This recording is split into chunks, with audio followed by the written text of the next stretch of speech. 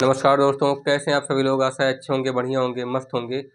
हमारे चैनल पर आपका स्वागत है दोस्तों, एक बार फिर से। तो दोस्तों, जैसा कि आपको पता है, हमेशा की तरह करंट अफेयर्स की वीडियो आपके चैनल पर आती रहती है, ठीक है, अपार एजुकेशन पर। तो वैसे इस बार भी जनरल नॉलेज और जनरल साइंस की जो वीडियो होने वाली है आपके लिए बहुत ही ज़्यादा इंपॉर्टेंट और ख़ास होने वाली है, क्योंकि दोस्तों इसमें इस बार हम लोग पिछली बार जो वीडियो में पढ़े थे वो शुंग, पहले गुप्त वंश पढ़े थे, उसके बाद शुंग वंश पढ़े थे, है ना।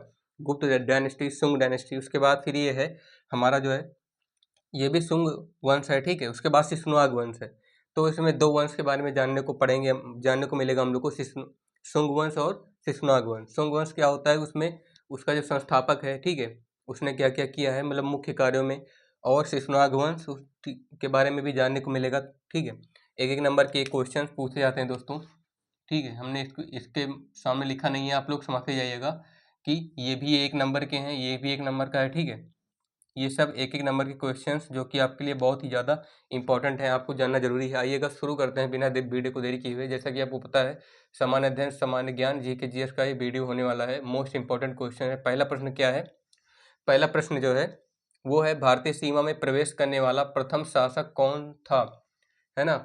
Who was first ruler to enter in Indian limit, sorry, in Indian geography, ठीक है, भारतीय यानी इंडियन ज्योग्राफिक लिमिट, भारतीय जो भौगोलिक सीमा होती है उसमें प्रवेश करने वाला पहला यह शासक कौन था।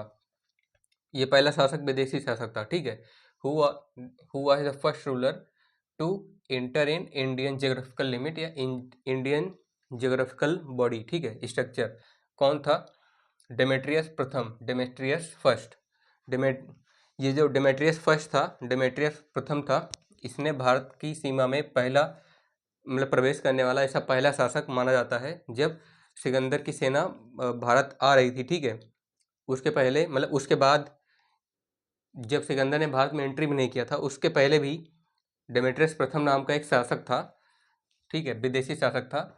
उसने भारत की सीमा में प्रवेश किया था। तो लड़ाई तो नहीं लड़ी, केवल प्रवेश किया था, ये जानने के लिए कि भारत के लोगों की सांस्कृतिक सभ्यता और यहाँ के लोगों का जो अपना रहन सहन है, ठीक है, आवास है, किस हिसाब से है, इसको जानने के लिए आया था।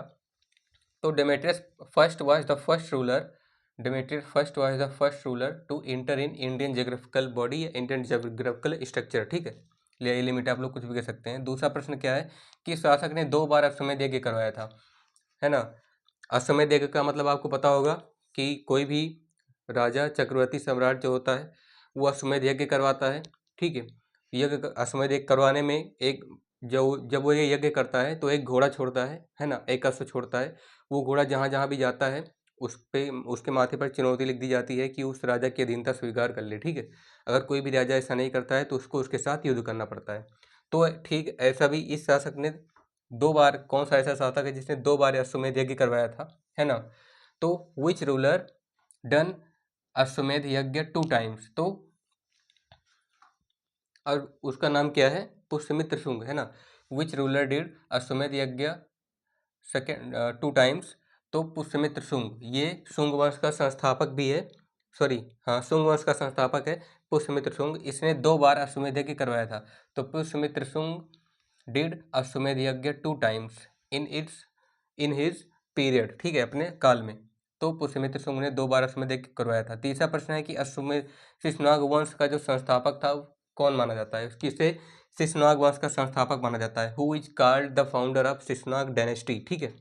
आपको बता दें, ये जो शिशुनाग वंश है, ठीक है, शिशुनाग वंश, इसका संस्थापक भी इसी के नाम से, जो कि आपको उत्तर में दिख रहा होगा, शिशुनाग है। और इसके बारे में एक खास बात ये है, शिशुनाग वंश के बारे में, आप लोगों ने नागों की कहानियाँ सुनी होगी, ठीक है, यक्षों की सुनी होगी, हूणों की सुनी होगी, कि नाग भी आए थे इस बार धरती पे, ठीक है, एक बार इतिहास में, कई सालों तक राज किया था।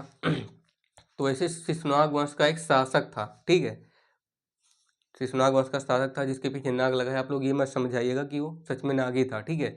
शिशुनाग वंश का मतलब होता है, जैसे गुप्त वंश आया था, ठीक है, 200 से लेकर के 250 300 ईसा पूर्व तक, 300 ईसा पूर्व से लेकर के 200 ईसा पूर्व के बीच में, मतलब कि 100 से लगभग 120 वर्ष ईसा पूर्व तक रहा था।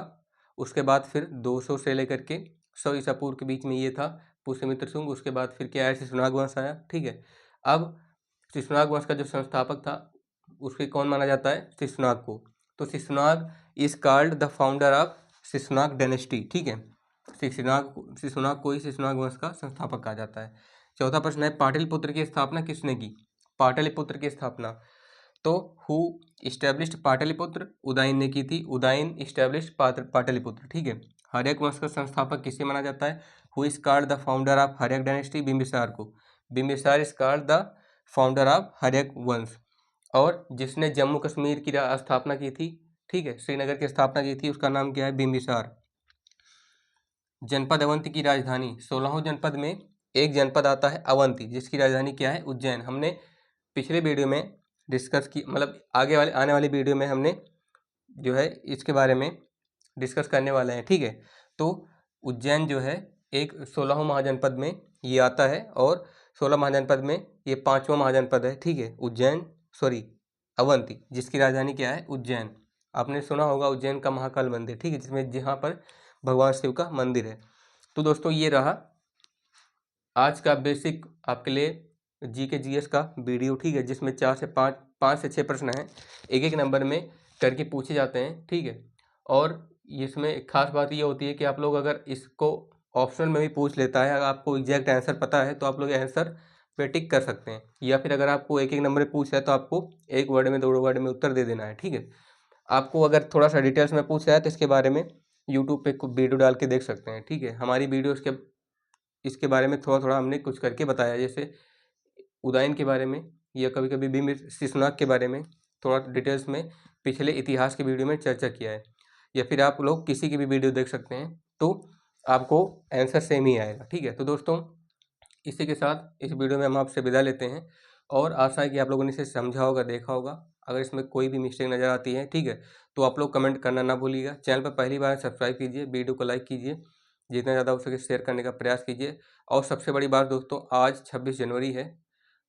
आज 26 जनवरी के दिन आपको गणतंत्र दिवस की खासकर 77वें, ठीक है, 77वें गणतंत्र दिवस की हार्दिक शुभकामनाएं आप सभी को। इसी दिन हमारे भारत का संविधान लागू हुआ था। तो जय भारत, जय संविधान, जय भारत माता की, जय हिंद, वंदे मातरम।